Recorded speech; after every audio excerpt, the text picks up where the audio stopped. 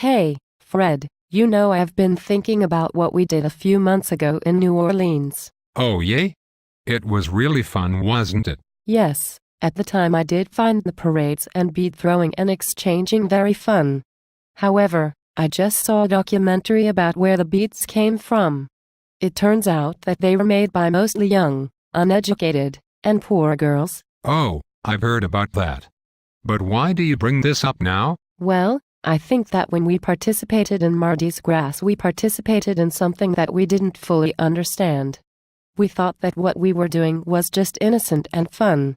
But in reality it is more complicated. How so? Well, after watching a carnivalesque film, called Mardis Gras, made in China, which showed a personal and up-close look at the lives of the young women who make the beads in China, it dawned upon me that we were part of the globalization of unequal treatment of people, predominantly women. What do you mean by globalized? How am I connected to these Chinese factory workers? Well, let me first say that these factory workers have 14-20-hour workdays, are paid under 10 cents an hour, and work and live under poor conditions. We are connected in that they make the beads in China, which we end up buying during Mardis Gras. When we buy those beads from the factories, we are supporting the poor working and living conditions by keeping the factory owners in business. Wow, I never thought of it that way. But why are these workers mostly women anyway? It's mostly because the men in power see women as weaker and more submissive than men, making the women easier to control. This poor treatment of women is a globalized idea. Our country is not all too different from China in this respect. Although women here in America are paid a lot more and have better working conditions than the women in China, they too are looked down upon as inferior.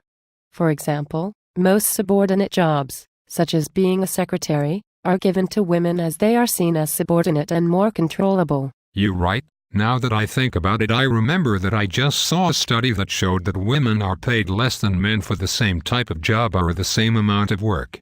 It really does seem that the mistreatment of women is globalized. Yes, although this documentary opened my eyes and answered a few questions of mine, it also raised some questions.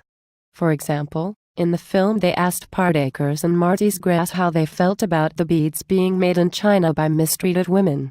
A lot of the people didn't really want to know the answer, as they knew it couldn't have been good since they were asked in the first place. When they were told where the beads came from, they acted only somewhat disappointed but overall seemed unaffected as they eventually continued on partying.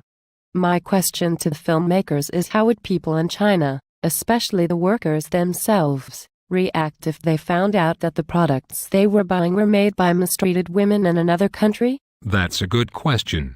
For a country that promotes equality, how can we be taken serious as advocates for positive social change if we support the poor treatment of others from abroad, such as these Chinese factory workers? I don't know. All I do know is that we are all connected economically and socially, and it is therefore all of our duties to stand up for equal treatment here in our own country, and abroad as well. You're right.